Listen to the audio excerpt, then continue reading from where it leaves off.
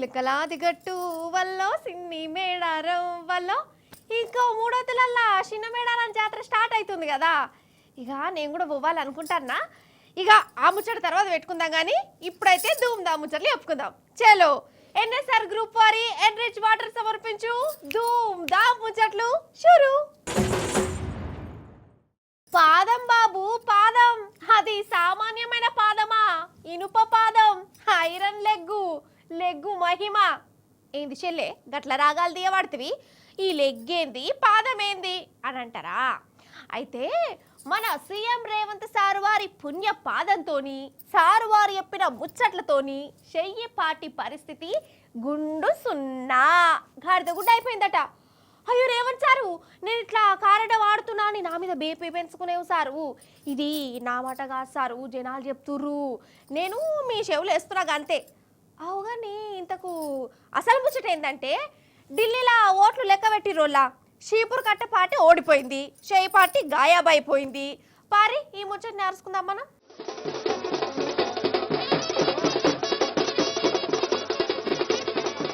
అసలు ఓడలు బండ్లు ఓడలు అవడంటే గిదే కావచ్చులా. మొన్నటిదాకా ఢిల్లీని వెళ్ళిన షీపూర్ కట్ట పార్టీ అక్కడ తుక్కు ఓడిపోయింది. అంతకుముందు ఏళ్ళ కావాలని ఢిల్లీకి రాజు లేకున్న షేయి పార్టీ అసలు పత్తకు కాదు కదా, సోదిలకు కాదు కదా, కమస్కం ఒక్కటంటే ఒక్క సీట్ అన్న రాలే. ఇజ్జత్తోని ఎంత గిలగిల కొట్టుకుంటుర్రో. ఈ రెండు పార్టీల మీద ఉన్న కోపంతోని షేయి పార్టీ కోట్లు పడ్డాయి. ఇప్పుడు ఢిల్లీకి పువ్వు పార్టీ పరందామైనా సీఎం అవుతాడు అన్నట్టు.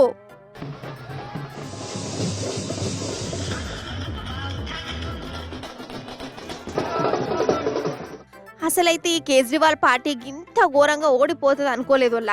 పోయినసారి 70 సీట్లకు 64 సీట్లేమో వచ్చినాయా? ఈ తాప అంట్ల సగానికి సగం అన్న రాలే. ఆఖరికి కేజ్రీవాల్ సారే ఓడిపోయిండు. ఎమ్మెల్యే కూడా సార్ను గెలిపేయాలి అక్కడ జనాలు. ఇక మొన్నటిదాకా ముఖ్యమంత్రిగా ఉన్న అతిషి మేడం కూడా ఓడిపోయేదే, కానీ లాస్ట్ రౌండ్లో అడుగు పొడుగు ఓట్లతో గట్టెక్కింది. కానీ ఏం ఫాయిదా, ప్రతిపక్షంలో కూర్చోవాలి. ఇక షేయి పార్టీ గురించి ఎంత తక్కువ చెప్పుకుంటే వాళ్ళకి అంత మంచిది. వాళ్ళకి చెప్పుకునేది అందుకన్నా కవస్కం ఒక్కటంటే ఒక్క సీట్ అన్న రాలేదోళ్ళ. ఒక్కల్ని కూడా గెలిపి ఢిల్లీ జనాలు. ఇక చెప్పి ఎంత ఇజ్జత్ తక్కువ కథ ఇది. రాహుల్ బాబు కాళ్ళకు బల్పాలు కట్టుకొని ముంగడబడి ఇది చేస్తాం అది చేస్తాం అని ప్రచారం చేసినా అక్కడ జనం నమ్మలే. ఇక ఈడ మన రేవంత్ సార్ వారి గురించి కూడా చెప్పుకోవాలి. నడిమిట్లా ఈసారి చేసిండనేరు, చేసిందంతే సారేనని మన లోకల్ గాంధీ భవన్ లీడర్లు చెప్పుకుంటుర్రు. ఏంటంటే రేవంత్ సార్ ఉండే కాడ ఉండక ఢిల్లీకి పోయి ప్రచారం చేసిండు. సరే చేస్తే చేయని, ఆడేమన్నాడంటే ఢిల్లీలో గ్యారెంటీలు అమలు చేస్తాం, చెప్పిన మాటలన్నీ నెరవేరుస్తాం, తెలంగాణలో ఎట్లనైతే మాట తప్పలేదో ఈడ కూడా మాట తప్పం, మడమదిప్పం, నాది పూచి నేనే గ్యారెంటీ అన్నాడు. ఇగో ఇదే పెద్ద దెబ్బ కాచిందట. అంటే తెలంగాణలో ఏమైతుందో ఢిల్లీ జనాలకు తెలియదు అనుకున్నాడు కావచ్చు రేవంత్ సారు. మమ్మల్ని మరీ గింత అమాయకులు అనుకుంటురా ఏందేనా, ఆ కోపం ఈ కోపం అంత తీసినట్టున్నది. అందుకే షేయి పార్టీ చేతుల గుండు సున్నా పెట్టిరట. రేవంత్ సారు మహారాష్ట్రకు పోయి గదే ఉపన్యాసం ఇచ్చిండు. హర్యానాలో గదే పాట వాడే, ఢిల్లీలో గదే రాగం తీసే. సారు పోయిన జాగలలో షేయి పార్టీ తుక్కు ఓడిపాయే అని యోగిట్లా అంటుర్రు.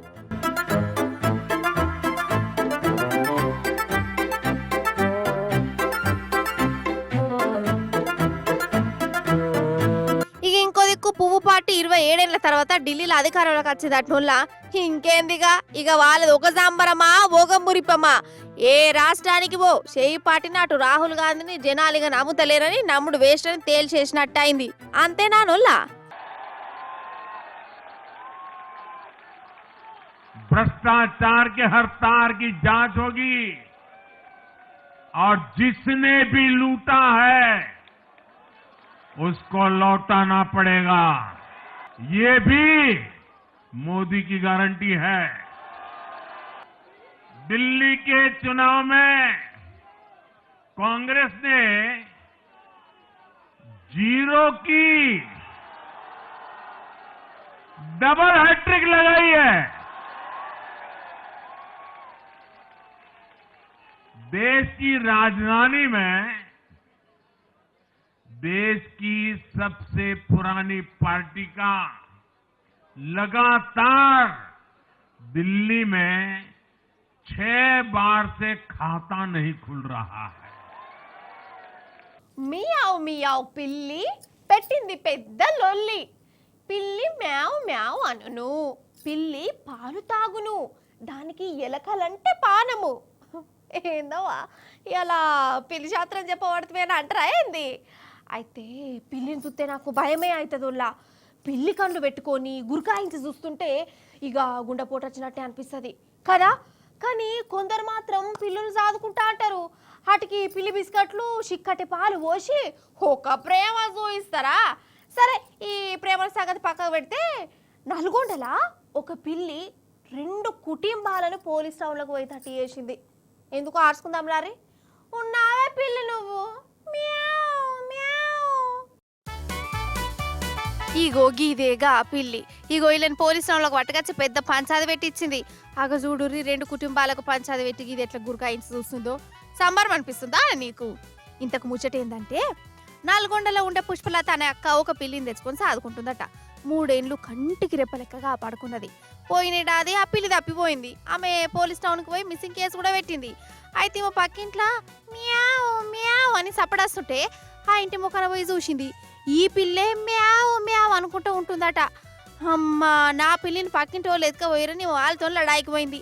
ఇది మా పెళ్ళే, ఇది మా తెల్ల పిల్లి, మాది గోధుమ రంగు పిల్లి అని వాళ్ళు ఉల్టా బైస్ చేసిరు. అయినా పుష్పలత కిన్లే, మా పిల్లికే రంగేసిరని మా అనుమానము. ఇక పంచాది పోలీస్ టౌన్ దాకా పోయింది. పిల్లి కోసం 2 కుటుంబాలు గిట్ల పోలీస్ టౌన్లోనే లడాయి చేసుకున్నారు.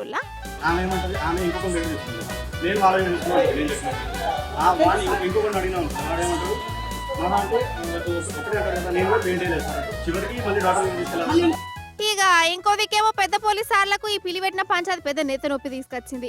ఆ పిల్లేమో సపోర్ట్ చేయలేదట. వాళ్ళు కొట్లాడుకుంటా అంటే మిట్ట చూసుకుంటుంటుంది. మనసులో ఏమనుకుంటుందో ఏం పాడో మరి. అందుకే పోలీసులు దర్యాప్తులు, ఎంక్వైరీలు, సాక్ష్యాలు, ఆధారాలు అనుకుంటా పెద్ద పని పెట్టుకున్నారు. మరి లాస్ట్కి పిల్లి ఎవరిది అవుతుంది, ఎవరింటికి పోతుంది, గది తెలవవలసి ఉన్నది. ఏమే పిల్లి, నువ్వన్నా సపోర్ట్ చేయరాదే? అది చేయదట. కీసులాటలు పెట్టుకుంటా అంటే దీనికి కూడా సంబరం అనిపిస్తున్నట్టున్నది ఏ పాటు.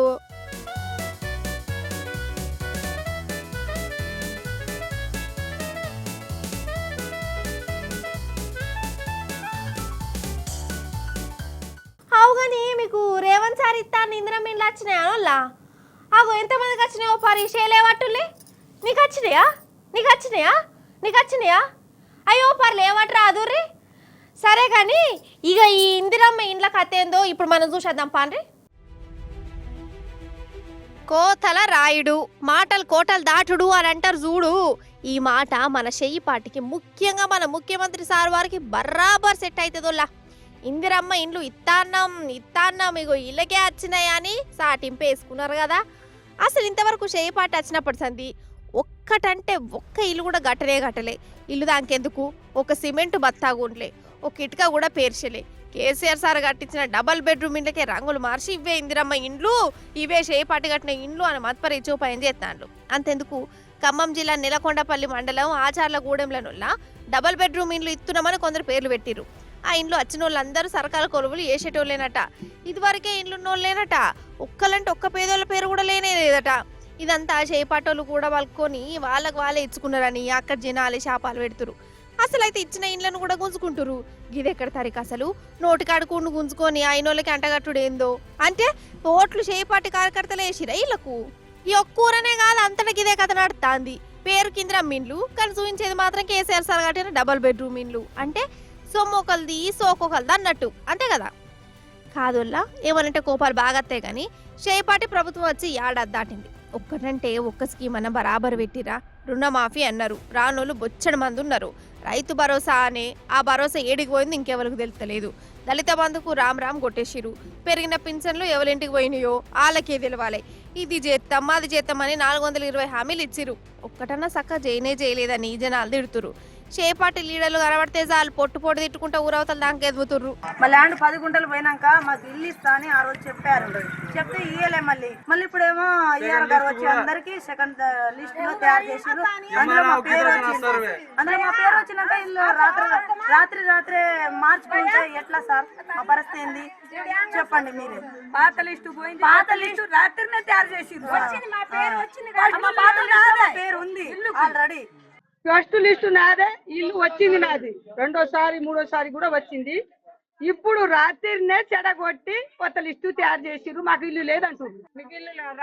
రాలే ఇల్లు నీకు లేదన్నారు. అప్పుడు ఎట్లా ఉంటది మాకు? మార్పు మార్పు మార్పు తెస్తామనుకుంటా మందిని ముంచెగురం పెట్టుకుంటా నీ కండ్ల పుంట నీళ్లు పెట్టుకుంటారు జనాలు. పెండ్లవుడు సంగతి పక్కకు పెట్టుర్రి. అసలు పిల్లనో పిల్లగానో చూసుడే పెద్ద నెత్తి నొప్పుల్లా. అసలు పెళ్లి సెట్ అయ్యేదాకా ఇంట్లో వాళ్ళకు నిద్ర పడతొట్టు. ఇక ఈడు జోడు ఎవరిని చూడాలి, ఎసొంటోని చూడాలి, కొలువేముండాలి, అసలు మంచోడేనా, ఇక కంతిరోడు అయితే ఎట్లా, ఆడపడుచులు ఉన్నారా, ఒక్కడే కొడుక, సొంత ఇల్లున్నదా, గుణం ఎట్లుంటుందో, చుట్టపూల దాంట్లో చూడాలనా లేకుంటే పెళ్లిలా పేరైన పడుతున్నా. అగర్ సే ఫోటోలు ఒక తీరుండి బయట ఇంకో తీరుంటే ఎట్లా, అచ్చినోడు మెచ్చుతాడా, అలా చుట్టాలేసుంటోళ్ళు, పిల్లగాని కలర్ ఎట్లున్నదో, వాళ్ళ నాయనకు బట్టగుండుంటే ఈ పిల్లగాని కూడా అత్త ఎట్లా, బిడ్డ సుఖంగా ఉంటుందో ఆ ఇంట్లో, నెలుగుతుందో అత్తమామతోని. గిట్లా సవా లచ్చ ఆలోచనలు ఎంక్వైరీ చేసుకుంటుంటారు వాళ్ళ.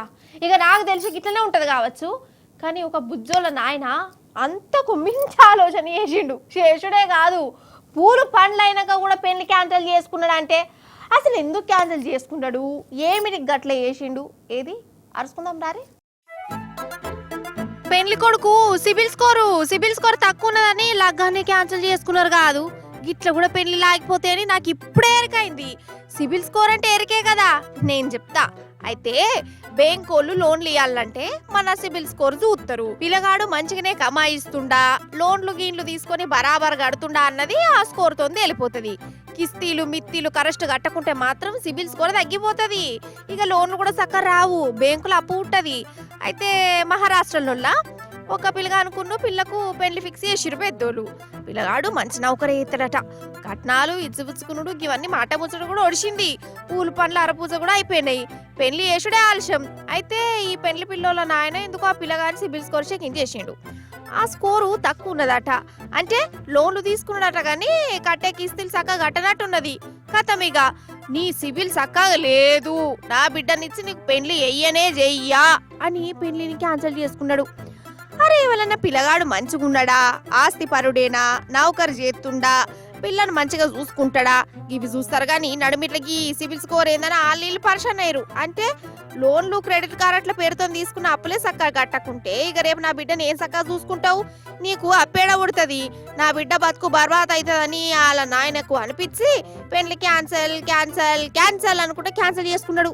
మంచిగా లేదని లోన్లు ఇయ్యరు, క్రెడిట్ కార్డులు ఇయ్యరని ఎరికే గానీ లాస్ట్ కు పిల్లను కూడా ఇయ్యరని ఇప్పుడు ఎరకైంది.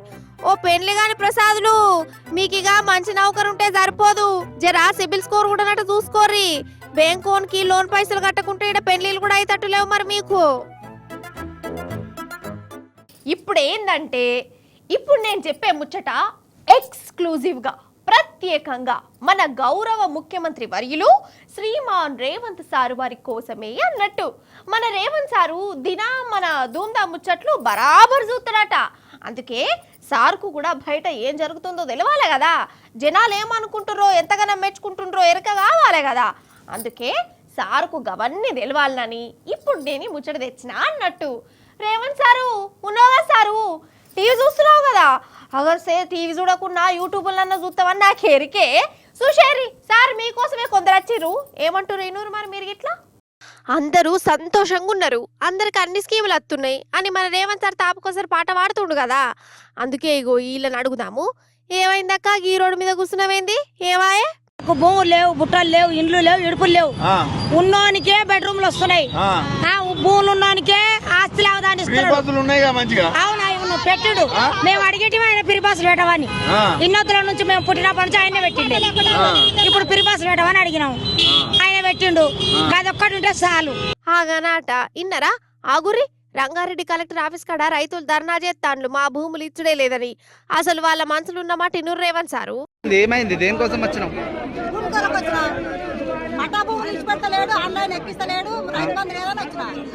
మరి ఏమైంది ఇప్పుడు?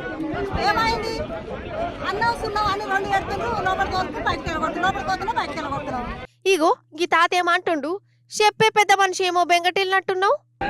మీకు మీ పంట భూములు తీసుకోను మీకే తీసుకున్నదా అని చెప్పిండు. ఇప్పుడేమో పోయినా మల్లరెడ్డి రంగరెడ్డికి అది చట్ట ప్రకారం అట్లే తీసుకోవాలి, మీ ఊరు కూడా ఉండదా అని చెప్తాడు. మొన్న పోతే ఆడు ఇవరికే చెప్పు దెబ్బలు తిన్నాడు. మల్రెడ్డి రంగారెడ్డి ఇప్పుడు కూడా తింటాడు యాదంటే మళ్ళీ ఆయన కోర్టు కాదు ఓ అవ్వా నీ బాధ ఏంది? ఇస్తా అది ఇస్తా ఇది ఇస్తా అని ఎందుకు ఎత్తలు తెగిన 2000 పింఛనే ఇచ్చిండాడు. ఇచ్చినప్పుడు ఆ 2000 ఇయ్యి నాకు 4000 ఇస్తాను ఎందుకు పలికినావు? గ్యాసు 90 రూపాయలు ఉంది, 80 రూపాయలు ఉంది. ఆ 80 నేను ఎక్కువ మళ్ళా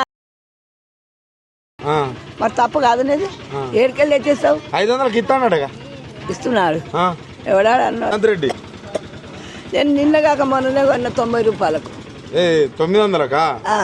అయ్యో సీఎం సార్ నువ్వు గంతగానే తిట్టబడుతుంది. అద్దద్దు మళ్ళీ సారు కోపానికి అత్తే లేని పని తిప్పాలి. మళ్ళా ఇన్నారు కదా రేవంత్ సారు, ఇగో మీ గురించి జనాలకి ఇట్లా అనుకుంటున్నారట సార్, వాళ్ళే చెప్తురు, మళ్ళీ మీరు ఇన్నరో లేదో అని నేను మీకు వినిపించిన అదన్నట్టు సార్ ముచ్చట. జలకాలాటలలో కలకల పాటలలో ఏమి హాయిలే హల, ఆహా ఏమి హాయిలే హల. అయ్యో ఏమైందమ్మో రాను రాను ముసల్దాను అవుతున్నావు, వెనకటి పాటలు పాడుతున్నావు అని కారడం ఆడకుని. ఏం లేదుల్లా, ఈ పాట ఎందుకు వాడినా అంటే కొన్ని కోతులను చూసిన ఇప్పుడు నేను. అరే నిన్ను కాదే, నిజమైన కోతుల గురించే చెప్తున్నా. ఆ కోతులు ఉడుకుడుకు నీళ్ళల్లా జపాన్ భాషలా ఈ పాట పాడుకుంటా తానాలు జపాలు చేసుకుంటా ఉంటున్నాయట. మరి ఎందుకు చేస్తున్నాయి కావచ్చు, పుణ్యతానాలు చేస్తున్నాయా ఎట్లా? ఏది అరుస్తామో మలకరాన్రి. ఇటు చూసినా మంచు, బయట అడుగు పెడితే ఈడ్చుకపోతాం. అసోంటి సలిలాయిగో ఇడ గరం గరం నీళ్లున్నాయి. ఈ నీళ్ళల్లా కోతులు కోతులు సంగ సంగ ఎగురుకుంటా తానాలు చేస్తున్నాయోలా.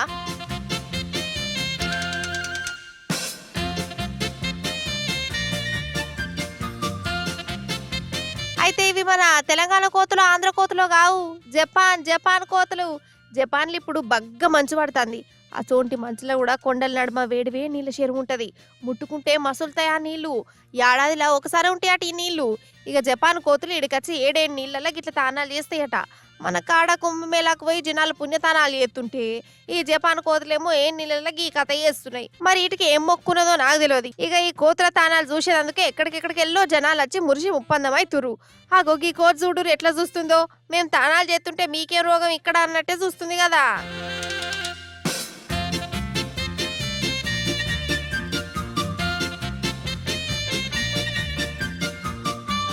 ఎన్ఎస్ఆర్ గ్రూప్ వారి ఎన్రిచ్ వాటర్ సమర్పించు ధూమ్ దా ముచ్చట.